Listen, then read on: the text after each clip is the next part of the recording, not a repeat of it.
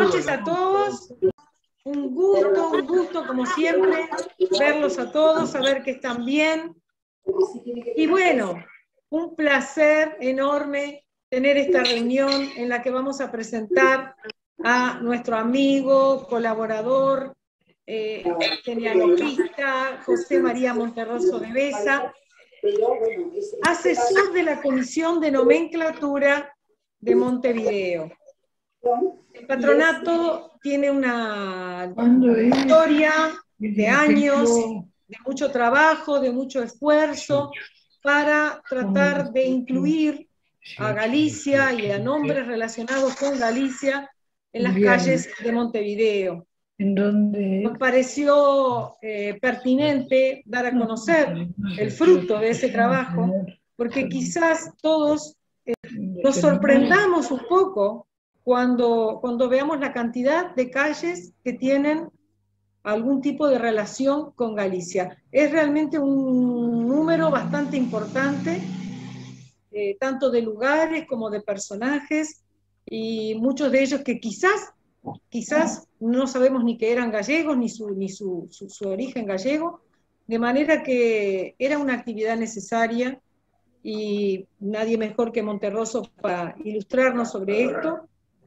No voy a quitarle más tiempo, es mucho más interesante lo que él tiene para decirnos, así que bueno, sin más, los dejo con José María, y vuelvo a reiterar el agradecimiento a todos por estar ahí del otro lado, porque si no, no tendría ningún sentido el trabajo que hace esta comisión, la comisión de actividades. Así que bueno, muchísimas gracias a todos por estar ahí, y bueno, adelante José María, te escuchamos. Bueno, boas noites para todos, con grande cariño, agarimo. Falarei un galego doado de entender. Rogaría que a xente vaya tomando nota para posibles preguntas ao final da intervención, que tratarei de que sexa o máis breve posible, ainda que é todo un reto, porque son máis de 50 nomes, pero xa o teño eu, digamos que cronometrado. Como vou a resumir moito, notaredes en falta algunha información nalgún caso concreto. Non vou dar nin a ubicación das rúas, nin siquiera a data en que foron batizadas co seu nome, porque entón alongaría moitísimo a temática. Pero se alguén ten un interés especial por algunha rúa e que eu poda satisfacer ese interés, estarei encantado ao final da intervención. É-me gratísimo que o patronato confiase en min e contase conmigo para divulgar algúns aspectos da realidade galega na nomenclatura da capital uruguaya. Aspectos,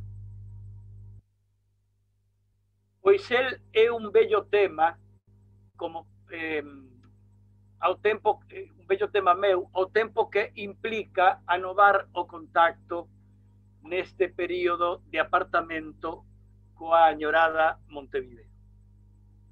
Parece cousa nimia ou baladí esta de bautizar as rúas e espazos urbanos, pero non o é. Primeiro era o pobo que tal facía, anónima e espontaneamente, co seu proverbial sentidiño, acorde cos accidentes xeográficos, intravilegos, ou coas institucións do lugar. Despois, desde o século XIX, adoptouse o hábito de, a exemplo do que se viña facendo coa estatuaria e con algunhas vías desde sempre, de render homenaxes a persoeiros locais, nacionais ou mundiais. Aí interveu a política de turno, política con minúscula, contaminando a desexable e difícil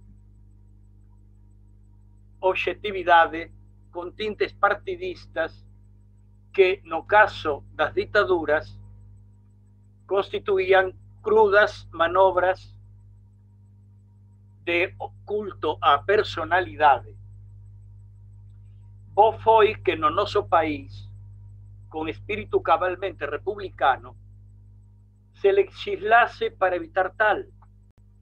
Por iso non é obxectivo menor, caídos os gobernos de facto, onde quer que sexa, restituir ao nomenclator os nomes de antano, dado que os impostos só procuraban adoctrinar con tal elemento a población desavisada. Non é o caso de cambiar por cambiar, algo que María Emilia teima en evitar que se cambie por cambiar os nomes das rúas, que chega a ser xa unha cousa abusiva, desinformadora en lugar de informadora. Pero sí, cando hai un nomenclator de guerra, como se deu en España, por exemplo, pois aí sí que é urxente e necesario desfacer ese entuerto que diría o Quixote. Xa defendendo o caso de Montevideo galego, digamos que se dan dúas realidades: rúas ou prazas dedicadas a galegos universais e as instauradas para galegos locais. En 3 ocasións, Rosalía, Castelao, Ramón Franco, pódese afirmar que estas figuras son ambivalentes, pois que a poeta, sen nunca se ter relacionado co país, viveu e vive nel nos seus poemas. Cuanto ao noso Guieiro, sí que frecuentou o Uruguai nos anos seus finais do exilio na veciña Buenos Aires. E Ramón Franco mesmo arribou a Montevideo no seu famoso voo de 1926, causando, por certo, un furor indescriptible. Igual calificación pódese aplicar aos topónimos Galicia, etc., que están presentes entre nós a través dos seus fillos. Aí daquela temos un xeito de expor esta materia e farémolo por orden cronolóxica segundo o ano de natalicio dos dedicatarios. Unha mera observación: no parladoiro fálase de Maroñas e Villa García, topónimos que van alén, máis alá de un nomenclator ou rueiro, pois designan barrios que van ou vilas do departamento.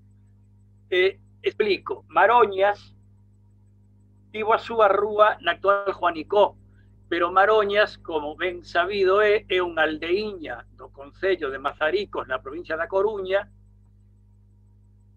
que deu orixe a tal apelido originario da Baña, na terra de Xallas, non lonxe dali, de un individuo que foi funcionario español no Río da Prata no século XVIII, e cuxa filla, Francisca Maroñas, ele era Francisco, a filla era Francisca, e o seu marido, un tal Fernández Olloniego, mercaron terreos na actual Unión, e dai implantouse espontáneamente, como dixen ao principio, o nome de Maroñas a esa zona.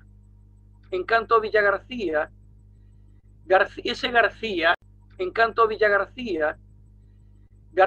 García era Doroteo García, que tamén tiña aí terreos, deu lugar á fundación do núcleo, e era fillo dun galego García, do que falarei despois. Quero decir que Villa García está originada nunha familia García galega tamén, con ese parentesco homónimo con Vila García de Arousa, non? Tan diferentes ambas. Dando comezo ao cerne da nosa exposición, farei unha breve numeración dos galegos universais no nomenclator capitalino, pero a voz de paxaro totalmente, non? A saber, Concepción Arenal. Concepción Arenal, ben sabemos quen era, non fai falta falar moito dela, lembrar que o patronato publicou unha conferencia do profesor Vallardo no ano 73, a conferencia era do 70, en honor desta muller excepcional. Méndez Núñez é un caso aparte. Méndez Núñez foi a última man executora do serodio, do tardío imperialismo español en Sudamérica, ou en Latinoamérica, ou en Hispanoamérica, como que irades. Porque nos anos 60 do século XIX xa levaba o Uruguai independente de 35 anos.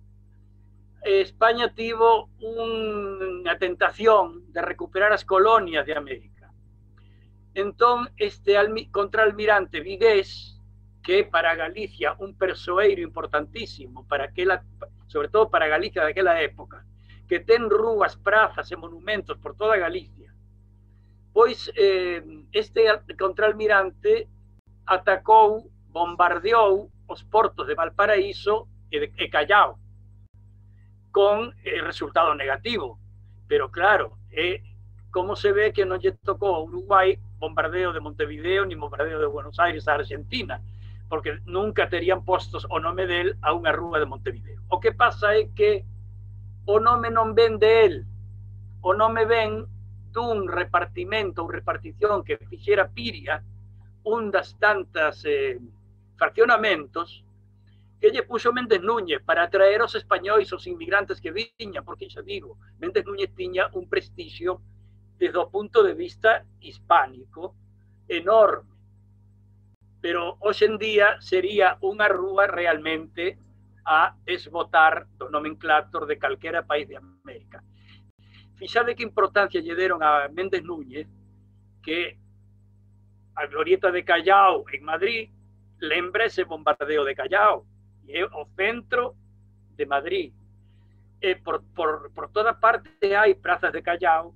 Valparaíso non acadou tanta importancia. Bueno, seguindo cas rúas de galegos universais que non teñen ninguna relación con Uruguai ou pouca, temos Eduardo Pondal, como sabedes, o autor da letra do que sería o himno galego. Temos a Rosalía de Castro, que aparte de ser a poeta nacional de Galicia e ser, xunto con Castelao, os dos persoeiros máis representantes, e desto excusaba falarvos, porque vos sabedes como a min igual ou mellor, ten dúas rúas máis de Yapa, como dirían os crioulos, non?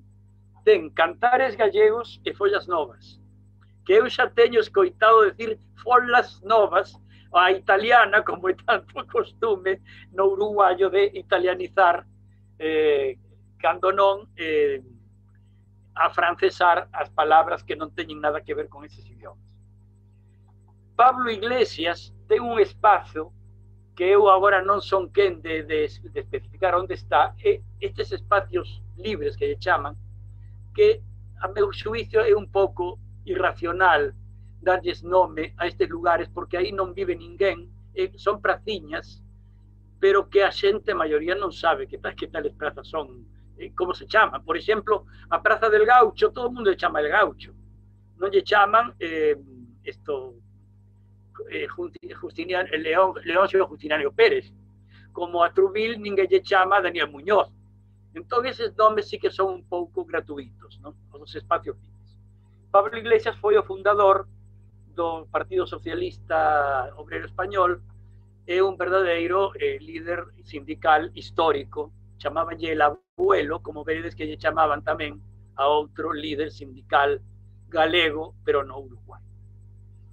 Logo temos a Curros, en cuxa praza de Colón, o patronato fixo tamén, puxo unha placa, e foi unha das rúas e espacios que o patronato pedira ao Concello Montevideano no ano que foron outorgadas, admitidas no ano 69. Curros tamén o grande poeta, que todos sabemos e coñecemos, Emilia Pardo Bazán, que precisamente está de centenario neste momento, que si ben non pertenece á literatura galega, senón á española, ten a Galicia como protagonista en moitas das súas obras, para empezar na famosa Los Pazos de Ulloa. Logo temos a Valle Inclán. Curiosamente, a rúa Valle Inclán cruza a rúa Concepción Arenal. Valle Inclán, outro xenio da literatura española, con unha pegada galega enorme, non? que tamén se decía que non estivera en Montevideo cando viaxou ao Río da Prata en 1910, pero un neto del explicoume que había unha dedicatoria del ao intelectual montevideano Crispo Acosta, aquel que ten a praciña o espazo detrás da universidade, frente ao Java, ten unha dedicatoria a él en Montevideo en 1910, quere decir que Valle pasou por Montevideo, pero secada dunha maneira moi efémera, sin dar conferencias, así como as deu na Argentina, non somente en Buenos Aires.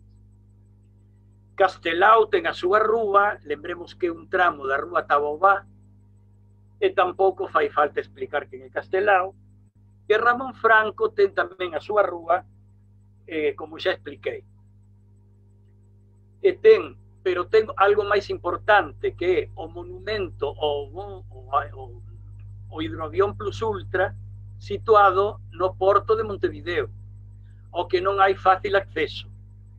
Pero eu mandeivos unhas ilustracións onde estaba ese monumento, onde figuran todas as escalas que fixo nesa fazaña que foi o voo de 1926, cruzando o Atlántico. Logo xa veñen os nomes, os topónimos. Galicia, para empezar, que ten dúas homenaxes, a Rúa Galicia e a Praza Galicia. Nada menos que dúas homenaxes. A Rúa Galicia, como sabedes, no seu tramo primixenio inicial, no centro, era unha rúa que estaba a carón do mar, a carón do río, antes de facer os recheos, se chamaba Orillas del Plata. E en 1918, o galego Arcos, do que logo falaremos, conseguiu que se chamase Rúa Galicia. E a zona chamábanlle Galicia Chica. Ben, pois a Praza Galicia é a cristalización dun antigo proxecto do profesor Adolfo Berro García, que a moitos vos soará dos textos de idioma español do Liceo, que nos anos 60 propuxo, nos anos iniciais do patronato, por certo, propuxo a creación do Jardín Galicia. El, por ese García, era tamén descendente de galegos, Berro García,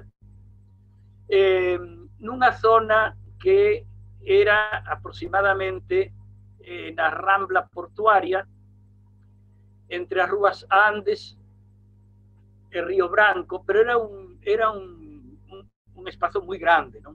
Pero eso nunca chegou a coallar. E logo veñen os nomes dedicados a determinadas cidades galegas, como Coruña, Lugo, Pontevedra, as tres capitais das súas provincias respectivas, e Santiago de Compostela e Vigo, que non son capitais, pero son cidades moi importantes. Faltaría algunha máis, tal vez, Ferrol, por exemplo, pero non botades en falta Ourense. Bueno, Ourense, ou Orense na linguaxe habitual nos países de fala española, pois ten unha rúa, pero está camuflada. Está na Unión, no espazo onde estivo a Praza de Touros, que foi, como sabedes, abolidas as touradas por Valle e Ordóñez en 1910, que, por certo, estes días hai unha noticia de que Viana do Castelo é a primeira cidade de Portugal que proíbe os touros e está derrubando a praza. O exemplo do que fixo Barcelona hai algúns anos tamén. Pero Barcelona non derrubou a praza porque é un monumento para a cidade, non? Entón, esa rúa, a hora de poñerlle o de Orense, por un erro, puxeronlle Odense, con D de dedo. Resulta que Odense é a cidade nativa de Hans Christian Andersen. Pero non ten nada que ver, quixeron justificar por aí, pero non foi así, porque a ninguén se lle ocurre poñerlle, en homenaxe a un escritor, o nome da súa cidade. Poñeríase o nome do escritor directamente. Entón, eu, na miña, digamos, actuación marginal nesa comisión de nomenclatura, logrei hai 2 anos que a Junta Departamental aceptase a corrección e poñerlle o nome correcto Ourense. O que pasa que eu aínda non o vin plasmado nas chapas da zona. Con isto xa entramos no realmente que nos trae hoxe aquí, que é os nomes de galegos relacionados co Uruguai que teñen a súa homenaxe no nomenclátor montevideano. E o que fixen foi agrupalos en 4 períodos cronolóxicos, dependendo, como avisei xa, da súa data de nacemento. É curioso que, pola súa antiguidade, o máis antigo é Francisco Antonio de Lemos, que este señor naceu nun punto descoñecido de Galicia, alá por 1680, e que foi capitán de infantería da guarnición porteña, sendo o primeiro comandante de armas da recén fundada Praza de Montevideo. Mellor dito, no período de fundación, porque foi entre 1724 e 1727. Xa sabedes que se considera a data de fundación 1730, oficialmente, cando foi instalado o Cabildo. Este home, pois, tamén tivo homenaxe de placa polo Patronato da Cultura Galega. Unha cousa é a placa que colocou o patronato e outra cousa é a proposta de nomeamento novo que tamén fixera o patronato, e vou ir indicando paso a paso. Seguinte galego por vello é Francisco Gil Lemos. Fixadevos que os dous teñen o apelido Lemos, non? Este sí que foi un personaxe destacadísimo que naceu en Lalín en 1733. Era religioso, mariño e político, gobernador das Malvinas e xefe do apostadero naval que aínda existe na Ciudad Vieja de Montevideo, apostadero naval de Montevideo.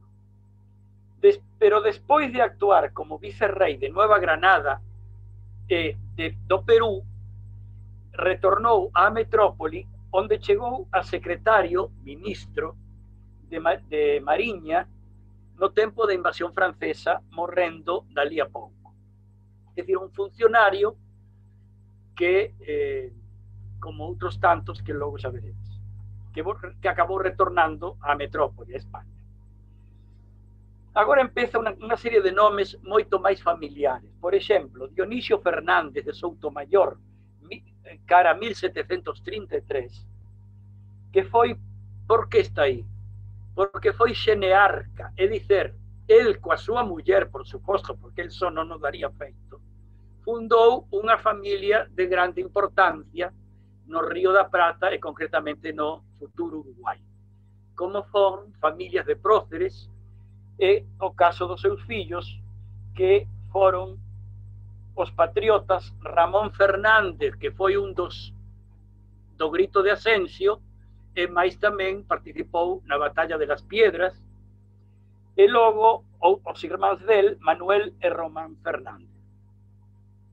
Pero o que ten nome é o pai, Dionisio Fernández, e tamén Ramón Fernández, o fillo, pero xa non era galego.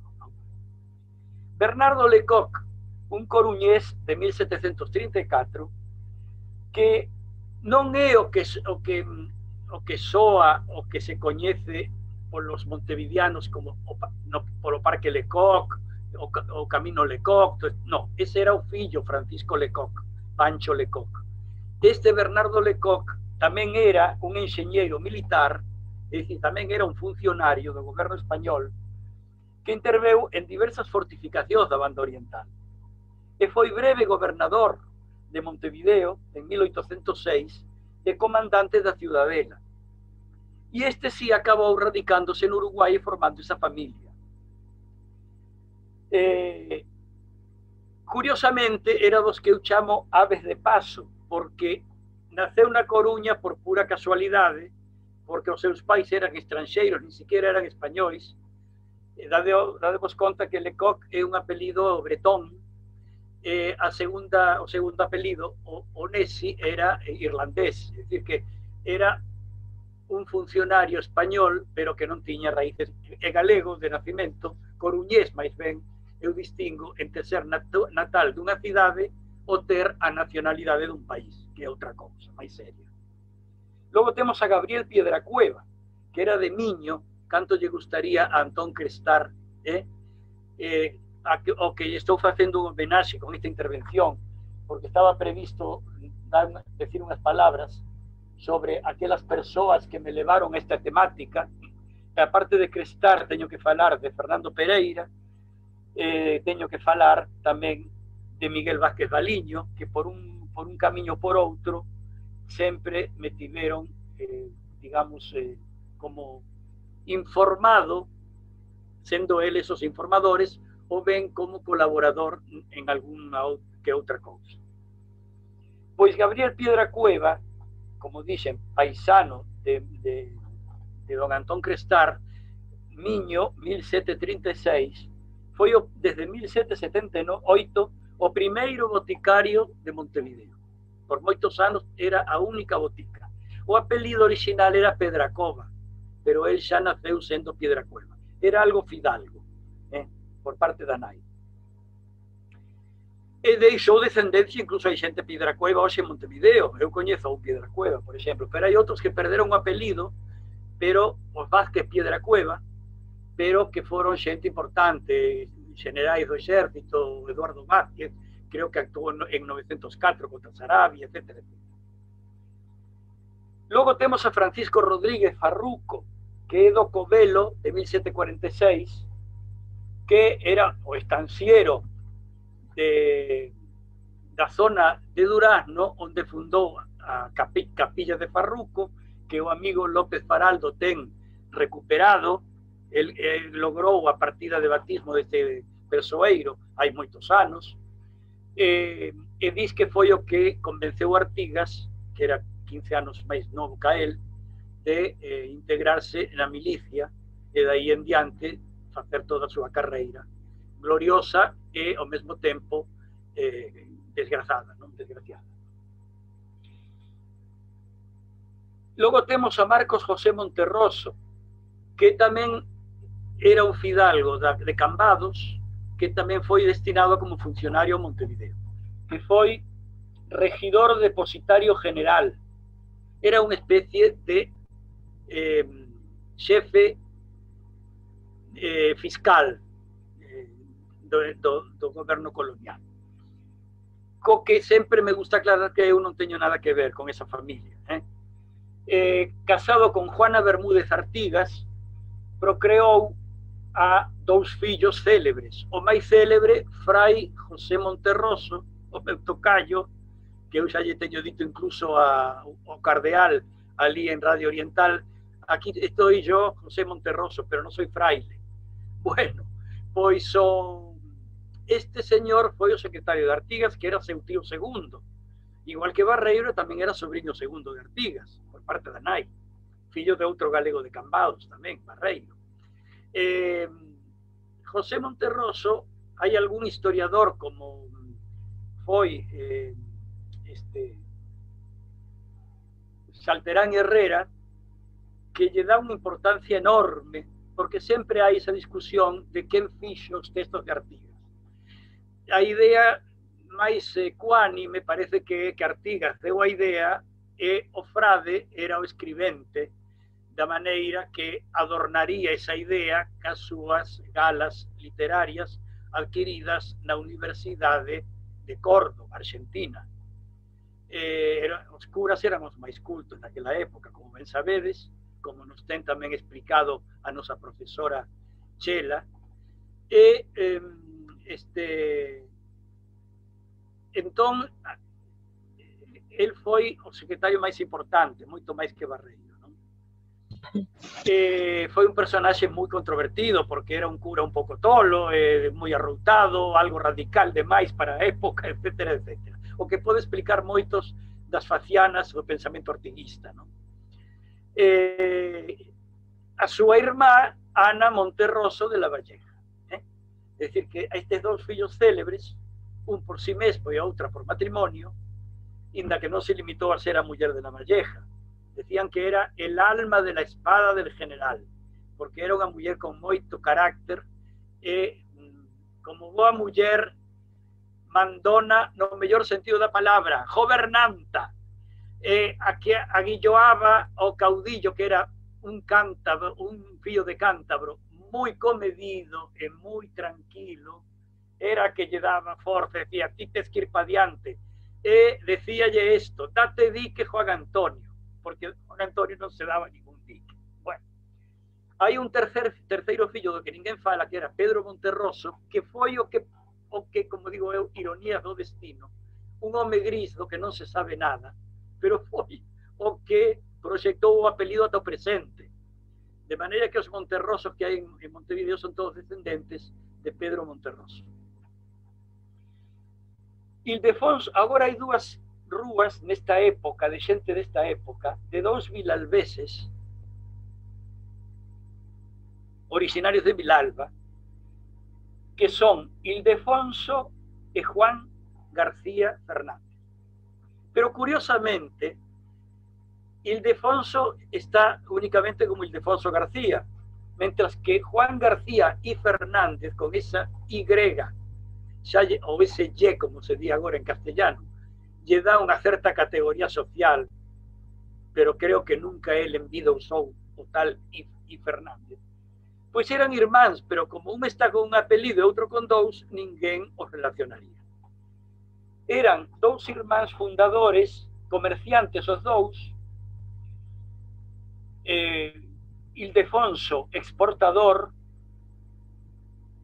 que formou parte do Cabildo Abierto de 21 de setembro de 1808, é dicir, era un persoeiro no Montevideo colonial, e perpetuouse na súa descendencia García Lagos.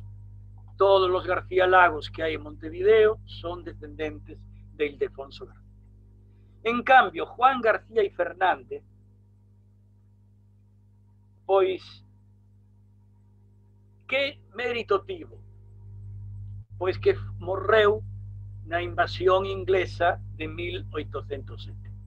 Pero tamén lle deu tempo de deixar descendencia da cal forma parte precisamente ese Doroteo García que fundou Villa García.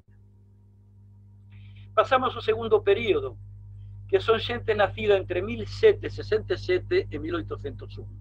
O primeiro de todos, Miguel Esteves, ese apelido patronímico galego tan común, e que non hai que confundir con, que era de Compostela, e que non hai que confundir con José María Esteves, que era da Coruña, que foi o pai de Pancho Esteves, o que mandou edificar o futuro Palacio Esteves.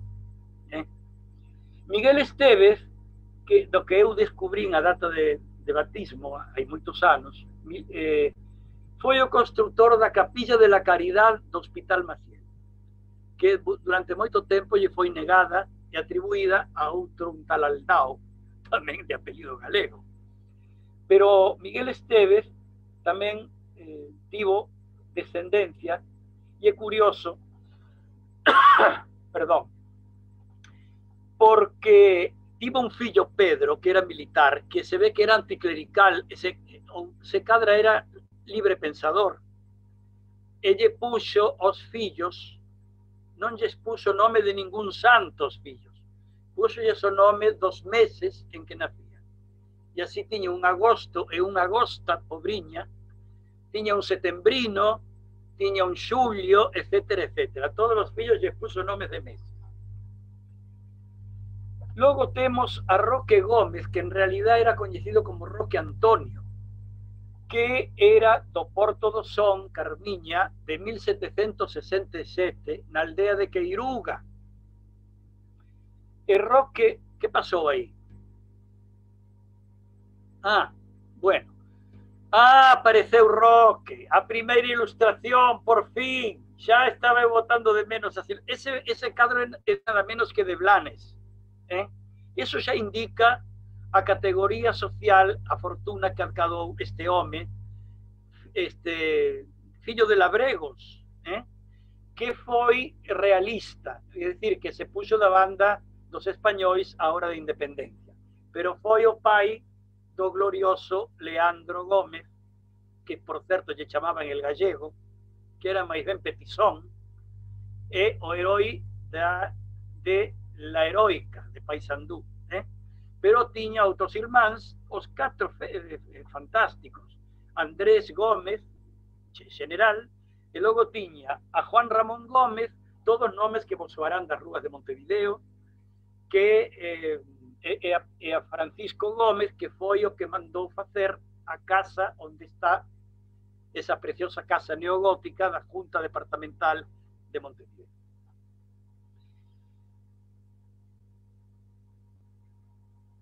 Antonio Luis Pereira, doctor Antonio Luis Pereira, é outro nome que tamén foi proposto polo patronato. É un personaxe moi pouco coñecido, nin se sabe en que punto de Galicia naceu, cara 1777. Era abogado e diplomático, e tamén era un funcionario destinado pola coroa española a firmar a Convención Preliminar de Paz coas Provincias Unidas en 1823, que non ten nada que ver coa Convención Preliminar de Paz de 1828, que xa se firmou coa banda oriental, Inglaterra e Francia, como todos sabemos. Este Antonio Luis Pereira pois quedou tamén radicado no país, pero non parece que tivese descendencia, ninguén fala de descendencia.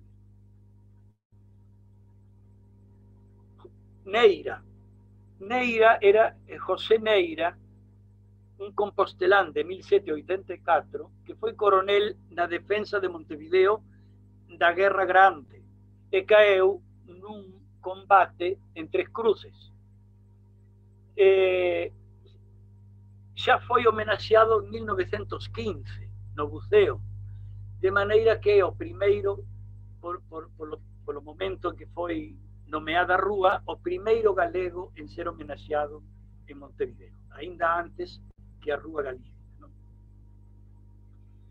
Logo temos a Joaquín de la Sagra. Este personaxe me toca moi directamente porque tamén o patronato colocou no Hospital Maciel unha placa en homenaxe a este brillantísimo persoeiro que foi o irmán máis vello de Ramón de la Sagra, esta rúa onde eu moro na Coruña, que foi intelectualmente máis importante que Joaquín, pero que dirixiu os seus pasos a Cuba e fixo unha historia natural da illa de Cuba. Está considerado como un precursor do anarquismo científico, Ramón de la Sagra. Morreu en Neuchâtel, ou como se pronuncie, en Suiza, non?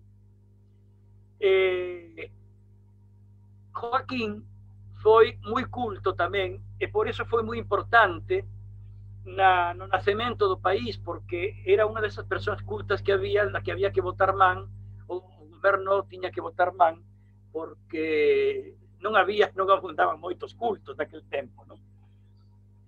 Foi un filántropo que se considera o refundador do Hospital Maciel en 1825. Daí que o patronato colocase a placa, porque o Hospital Maciel era unha cousiña moi modesta, e a partir deste home, de la Sagra, e os seus colaboradores, pois adquiriu realmente a importancia de Hospital da Caridade que tivo tamén nos tempos en que o seu paisano Estévez creou a capela correspondente, non? Ou aneja. Este tamén é un apelido non galego. De la Sagra son topónimos españois, xente que tamén moraba na Coruña. El era de la Sagra e Peris. Peris é a versión valenciana de Pérez, ou catalana tamén. Entón, o terceiro apelido dele, que creo que é Seixas, ou Seoane, algo así, ese sí era galego, non? Tiña unha boa galega. Curiosamente, el casou 2 veces, unha vez en Mercedes, con Ramona de la Quintana, e unha vez que enviuvou sin descendencia, recasou en Montevideo con María Agustina Zufriategui Mas de Ayala, casi nada la del ojo y lo tenía en la mano. Bueno, pois este Joaquín de la Sagra puxo a primeira filla o nome da primeira muller. Como reacciona? Se ve que a segunda era moi boiña, que non se ofendeu con que o marido fixese tal. E a segunda filla lle puxo o nome da segunda muller, por lo menos foi equitativo. Ramona, pobriña, vaya nome, pero bueno, é respetable como calquera outro, ¿no? Pero a mí non me gusta. Pois Ramona aparece con él na última ocasión na obra de Ana Ribeiro sobre los realistas en 2 tomos, sobre aqueles españois, non xa galegos, sino españois en xeral, que foron leais ao goberno colonial contra os patriotas. Porque él, en principio, foi colaborador dos españois, pero despois se volcou cos patriotas. Entón, ele aparece nunha encantadora imaxe coa súa filla reclinada con él, con súa filla Ramona. Así que, se queredes, ademais, se buscades na internet, vedes inmediatamente o retrato del coa filla. Outra rúa, Antonio Díaz, General Antonio Díaz, da Coruña de 1789, que foi militar, político, xornalista, cronista, participou desde as invasións inglesas en canta batalla, houbo de independencia, etc. Foi amigo de Artigas, despois deixou de ser amigo de Artigas, redactou por eso decimos cronista, porque redactou unhas crónicas do seu tempo importantísimas, que acabou publicando seu fillo homónimo, Antonio Díaz, este Joaquín de la Sagra, claro. Bueno, esta non é a foto onde está coa filla, pero é a foto máis difundida dele. Pois o Antonio Díaz, como as memorias delas publicou o fillo, que se chamaba igual que él, con esa maldito costume dos uruguayos de non utilizar o apelido materno, Antonio Díaz padre, Antonio Díaz hijo, y seguramente que habería un Antonio Díaz nieto. Bueno, pois Antonio Díaz foi irmán de Francisco Javier Díaz, que foi para Buenos Aires, e que foi o padre do general César Díaz, que foi un dos mártires de Quinteros. Para que non digades que falo de Leandro Gómez, que era dos blancos, e agora falo de César Díaz, que era dos colorados. Bueno, era algo nada menos que de Eduardo Acevedo Díaz. Isto é moi coñecido e non vos conto nada novo. Felipe Álvarez Bengochea, o verdadeiro apelido vasco materno era Bengoechea, pero quedou reducido a Bengochea. Era outro coruñés, fillo de galega e vasco, perdón, de galego e vasca. E tamén era un home cultivado de 1795 que foi soldado na independencia e secretario nada menos que da Asamblea de la Florida de 1825, que cuyas bases él se ten probado que foi el que redactou o documento de 1825. Felipe Álvarez Bengoechea foi outro que ficou no Uruguai tamén, non? José María Platero, este é outro xenearca, é dicir, outro fundador de familia. Todos os plateros seguramente que hai en Montevideo descenden dele, hasta Gómez Platero, Riso Platero, etc. Que é un apelido que tampouco é galego, pero ele era de Ferrol. A nai era Piñón, ese sí que é galego, pero no Piñón fijo, no ollo. Bueno, José María Platero, Pepito se ríe. José María Platero era de Ferrol de 1798, que foi un acaudalado comerciante. E tamén era patriota. Se ve que lle deu cartos o Estado, por eso considera patriota. E sí, non é pouco patriotismo dar os cartos, ainda que non participes en batalla, nin nada disso. Saladero Fariña. Non se trata da Fariña esta do século XXI, é outra Fariña. Saladero Fariña eu traio a colación porque, se ben non fai homenaxe a Fariña, o Saladero Fariña era de Fariña. E Fariña, Antonio Fariña, era un coruñés de 1801 que instalou ese saladeiro a Salgadoiro, teríamos que decir en galego, que foi o cuartel general del gobierno del Cerrito, cuartel no que se lle deu o nome de Villa de la Restauración a actual Villa de la Unión. Logo temos o terceiro período, que xa estou acabando, que vai de 1823 a 1851. En 1826, perdón, e este é un descubrimento meu do que estou moi satisfeito, porque realmente o descubrí por casualidade, pero é un descubrimento. Hai unha rúa Senén M. Rodríguez, non sei se vos soa algún de vos. Nuns lugares din Senén María, en outros Senén Manuel. Pero eu encontrei que era natural de Viveiro. Ninguén, incluso daban por uruguayo. Segundo apelido, Seoane. É dicir, que máis claro é imposible. E o vin nun libro sobre a masonería que coñecín haberá 5 ou 6 anos, editado en Montevideo, e pon Vivero. Ben, pois este Senén Rodríguez, menos mal que ten a rúa, porque ninguén se lembra del, foi iniciador, promotor, fundador e primeiro administrador de que? Da primeira compañía de ferrocarril do Uruguai. Nada menos, en 1869. Que, por suposto, ten a rúa en Peñarol. Morreu no 72, 3 anos despois. Se ve que a empresa del fracasou, pero polo menos tivo mérito as agallas de intentalo. Juan Vicente Arcos, este maravilloso persoeiro, do que xa falei antes, cando falei de Galicia Chica e da Rúa Galicia, era un home solidario que aí o temos, que axudaba aos veciños cando as inundacións do Río da Prata na zona de Orilla del Plata. Era moi querido, de tal maneira que o seu nicho no Cementerio Central ten unha placa de cando el morreu en 1903 que di padre de los españoles desta república. Imaginadevos o que é iso, non? É o pai dos Arcos Ferrán, unha familia tamén moi destacada intelectualmente, non?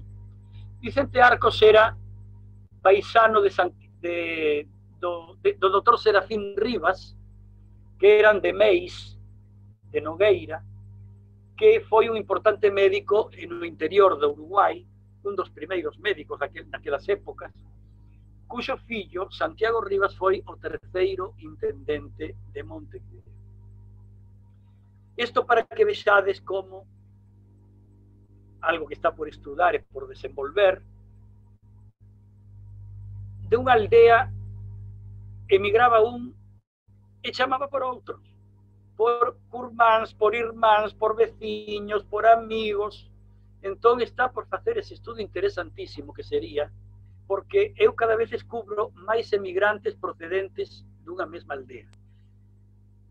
Así como os de Sada iban a Nova York, ou os de Santander iban a México. É curioso que sempre hai unha tendencia dunha certa aldea a un país sudamericano, ¿no? Ou latinoamericano. Temos a Francisco Vázquez Cores, que era de Ferrol, 1843, outro persoeiro importantísimo, mestre, autor de textos para o ensino, xornalista, libreiro, editor, coiniciador da reforma vareliana, que ten a rúa paralela a da anterior, a de Juan Vicente Arcos, entre Maroña, Flor de Maroña, Sevilla Española. Daniel Granada, de Vigo, 1847, abogado e docente, nos 50 anos que estivo no Uruguai, moitos deles en Salto, cuxo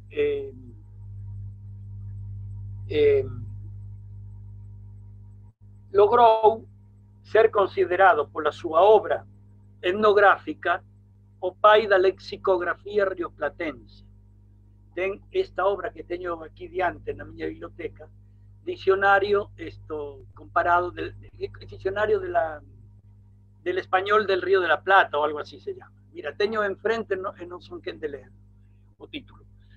Tamén tiña outra obra sobre as supersticións do Río da Plata, é dicir, que era un home moi importante naquela época, non? Daniel Granada acabou retornando a España, morrendo no 1929 en Madrid. Antonio Barreiro y Ramos xa é o máis popular de todos, porque a librería chegou ata nós, ata 1999, onde iba que morrera o aí está, mirade que Farruco. Farruco é, entendedes, é que é botado para diante, que pinta de simpático ten, e incluso diría eu de empático, non?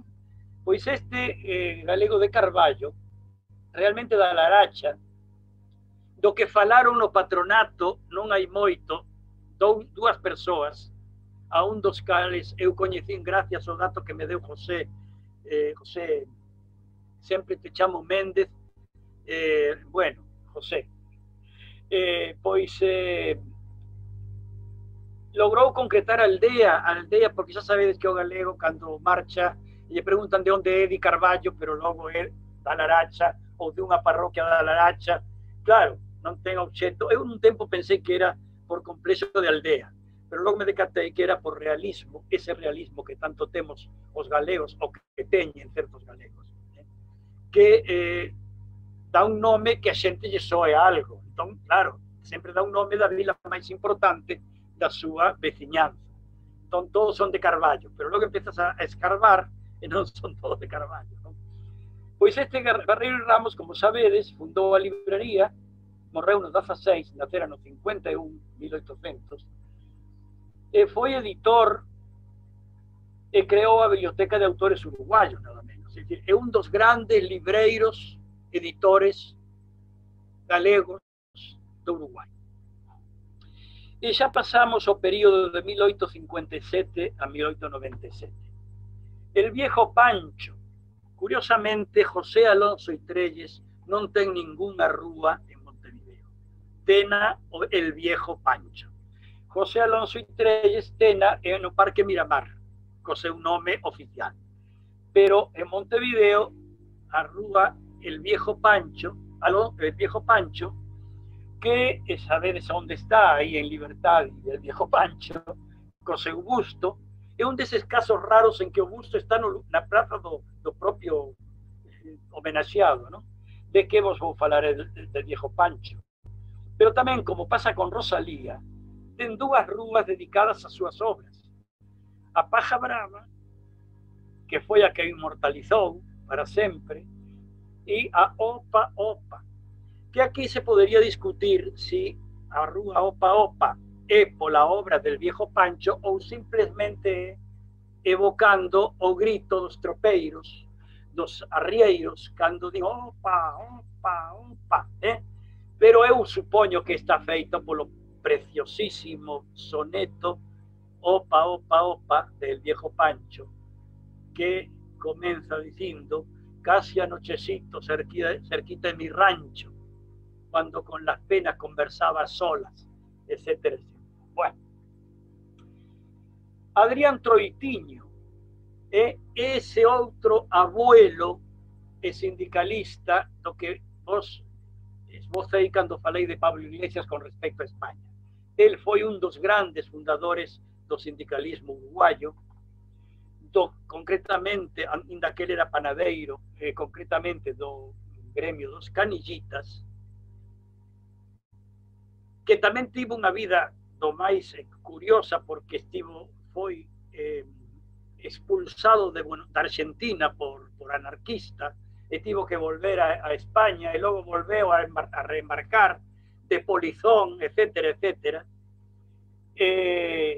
Bueno, pois foi o primeiro obreiro homenaxeado polo Parlamento uruguayo cando morreu en 1941. Xa nos imos acercando aos nosos días, non? Curiosamente, tamén tivo fillos coñecidos, aínda que vivos hasta hai poucos fillos dele, non? Os Troitiño. Bueno, unha descendente dele, unha bisneta, é Eve Martínez Burlé, Troitiño de segundo. O curioso do monumento al Canillita que hai en la caja de jubilaciones, que se viene chamando caja de jubilaciones, pois vedes que é un canillita relampido, é un neno ben vestido, ben peiteado, aquelo é un cromo. E eu sei, teño vos unha anécdota sobre este tema. Eu tive a honra de coñecer o autor desa escultura, o bello escultor Chihán, que vivía por alá por la zona de, como lle chaman, Atahualpa. E cando fun ao taller, ao obradoiro del, tiña varias pezas por ali espalladas. E vexo a un negriño desmelenado, rotoso, pero atraínte ao máximo, unha escultura chea de vida. Era unha escultura de medio metro aproximadamente. E eu, nunha routada totalmente, digamos, espontánea, como son todas as arroutadas, dixen, maestro, me vendería esta escultura. Mirade para que querería eu esa escultura nun meu apartamentiño de 50 metros cuadrados. Pero bueno. Entón me dixo, no, si quiere le hago una copia. Díxome. Pero quen é? Que era el canillita que yo tenía destinado para la plaza, pero en la intendencia no lo quisieron. Racismo implícito. Era negro y era rotoso. Entón aquelo non era presentable para unha escultura pública, cando realmente era un retrato fiel do que podía ser un canillita. Aqueles desgrazados rapaciños que andaban ca perna ao aire, por eso o de canillita, porque se lle vían as canelas. E bueno, e este de agora a mí non me inspira ninguna simpatía, pobrinho. Manuel Magariños Castaño, outro que ten o espazo ali en 21 de setembro e Boulevard Artigas, e ten o busto ali tamén, é outro caso de coherencia, non? É o fundador del Diario Español, que durou 101 anos, sempre na mesma familia Magariños. Eu tive a honra de ser colaborador no suplemento gallego, que houve durante algúns anos, promovido polo xa citado Vázquez Valiño, non? Que me invitou a colaborar.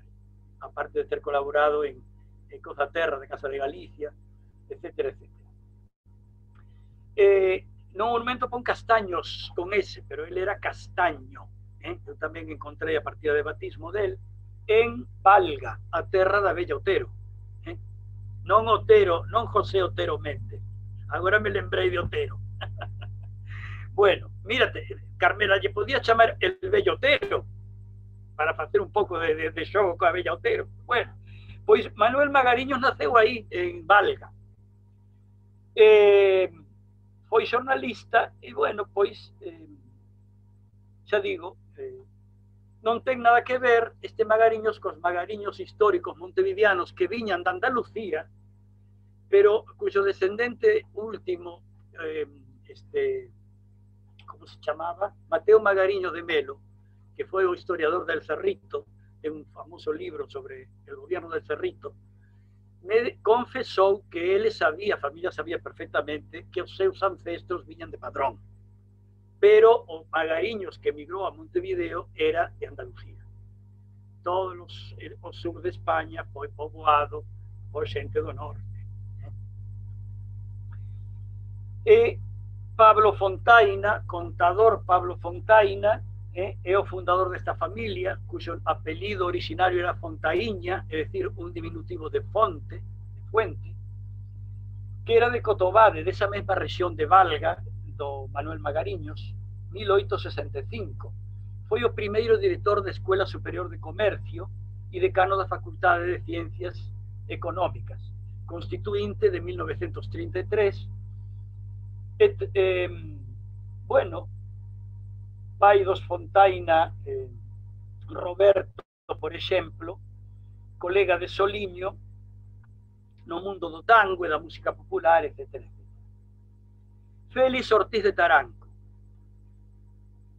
gran empresario, promotor do Palacio Taranco e da finca El Portazgo de Melilla, onde, como sabedes, se filmaron varios capítulos daquela serie de Curro Jiménez, protagonizada polo galego do Uruguai, Sancho Gracia, que era chamado el gallego Félix cando era mozo, fillo duns porteiros no barrio de Positos, cuxo fillo é Rodolfo Sancho, é dicir que Sancho é o primeiro apelido,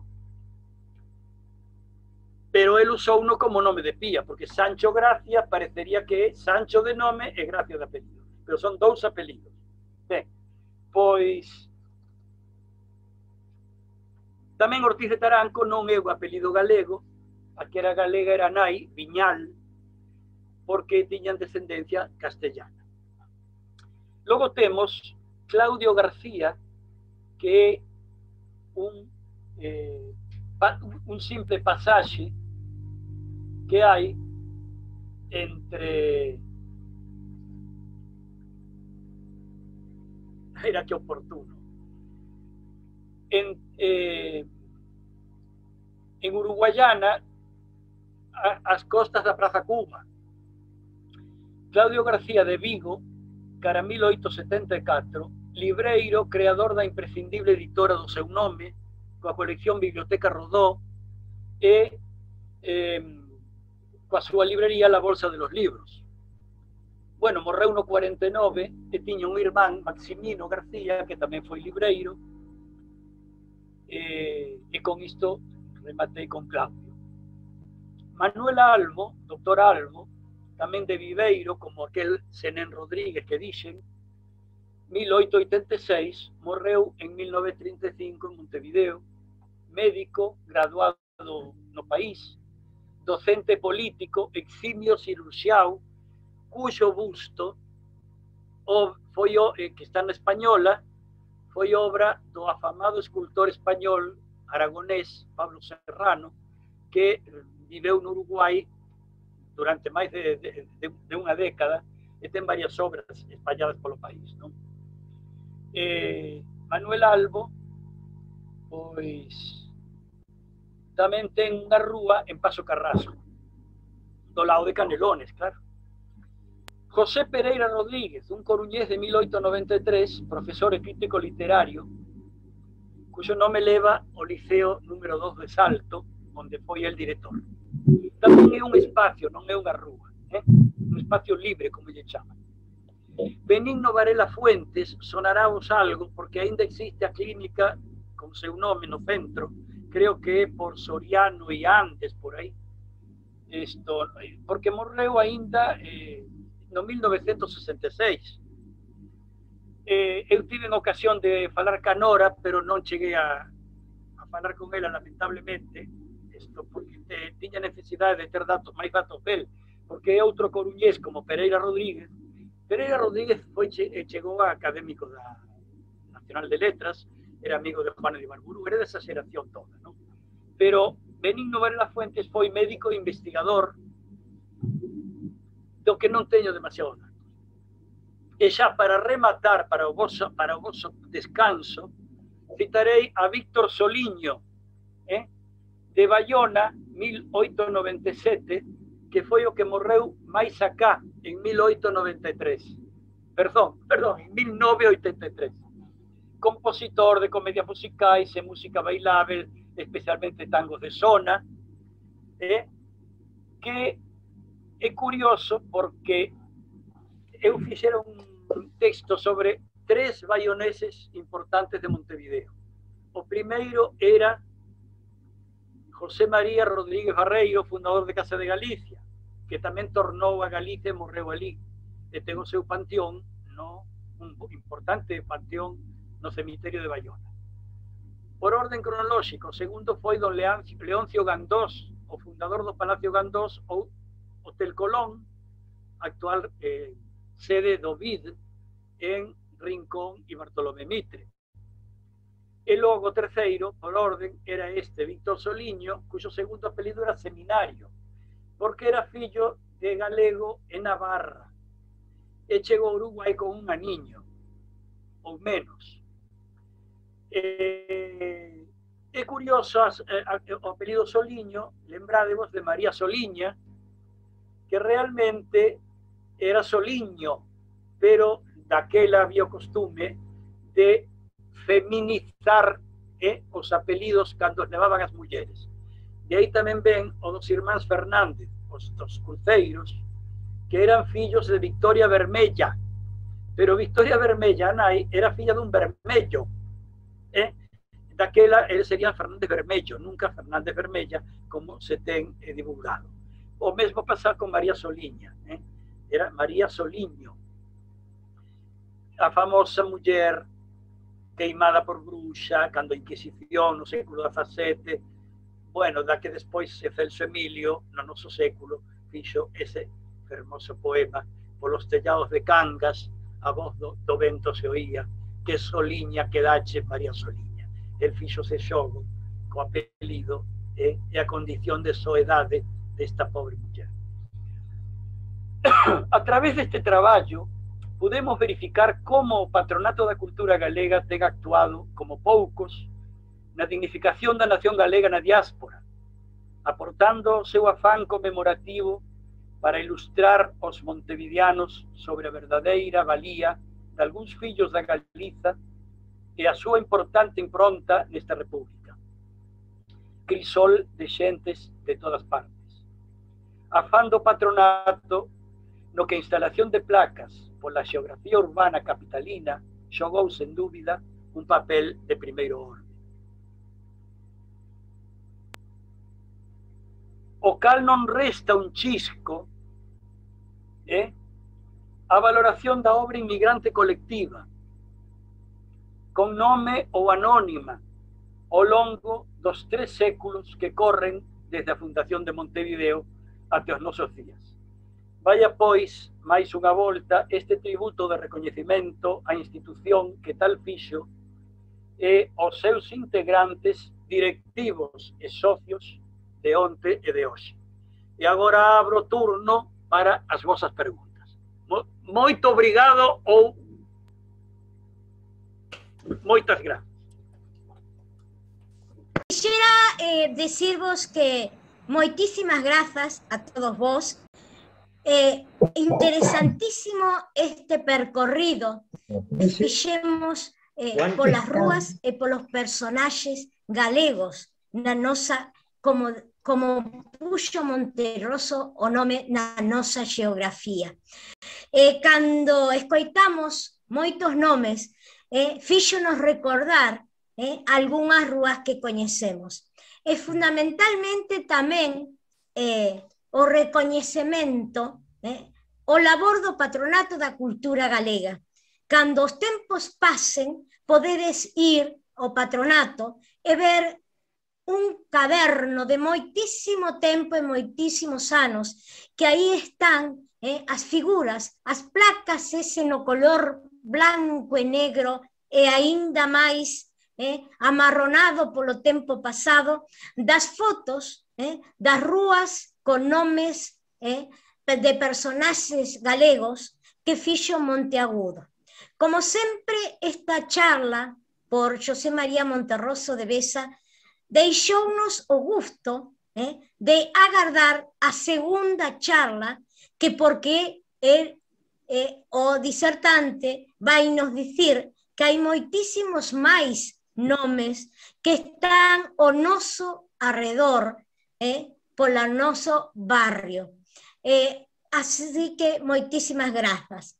Si alguén, porque temos un aviso a rematar, pero si alguén quere facer algún aporte, algunha pregunta sobre o tema, agradecovos que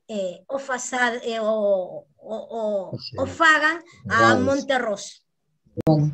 Tamén decir que algunhas das placas do patronato, claro, con máis de 50 anos desapareceron. Por exemplo, a da Rúa Galicia, que é a que me ven agora á cabeza, que estaba no cabo da Rúa, xa en Tres Cruces, como quen di, pois esa, como cambiou de nome, pois aí desapareceu a placa, que lamentablemente se pudo reinstalar na zona que aínda se sigue chamando Galicia.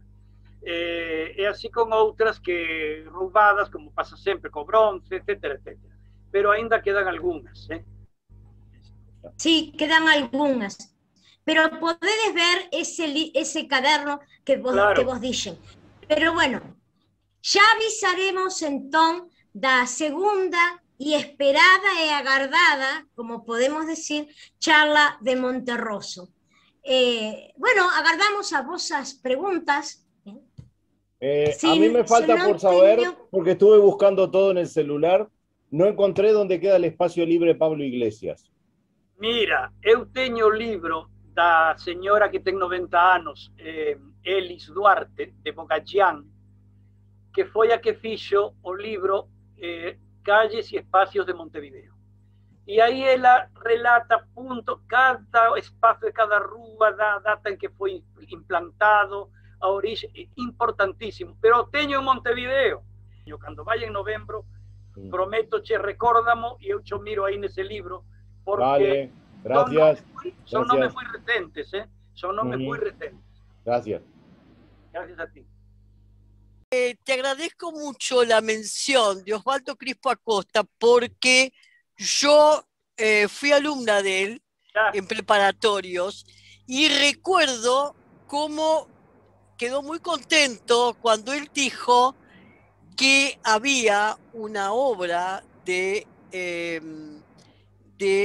un gran escritor español de origen gallego, Valle Inclán, casi nadie lo conocía en la clase, y que había una especie de secuencia que él no pudo terminar porque murió, que era titulada Viva mi dueño. Y yo dije, sí, esa es, yo lo tenía en casa, la obra la tenía mi madre, y le dije, sí, profesor, Viva mi dueño es una frase que tienen las navajas, ¿no?, de aceros, decía, viva mi dueño. Fíjense ustedes, medio terrible todo, porque y te agradezco la mención de él, porque él fue, Crispo Acosta, un hombre equivocado en algunos de sus comentarios y eso, pero muy preocupado por marcar, era uno de los que decía que era una pena no poder estudiar a Rosalía, porque solo Becker estaba en el programa, pero que la leyéramos si podíamos. Entonces, te agradezco el recuerdo, porque muy poca gente se acuerda de él. El propio muy poca gente se acuerda de él. Me hizo la fotocopia de esa dedicatoria, que te la llevaré cuando vaya. Bueno, te voy a agradecer. Vaya, te dedica a Crispo Acosta. Sí. Bueno, un pico para todos.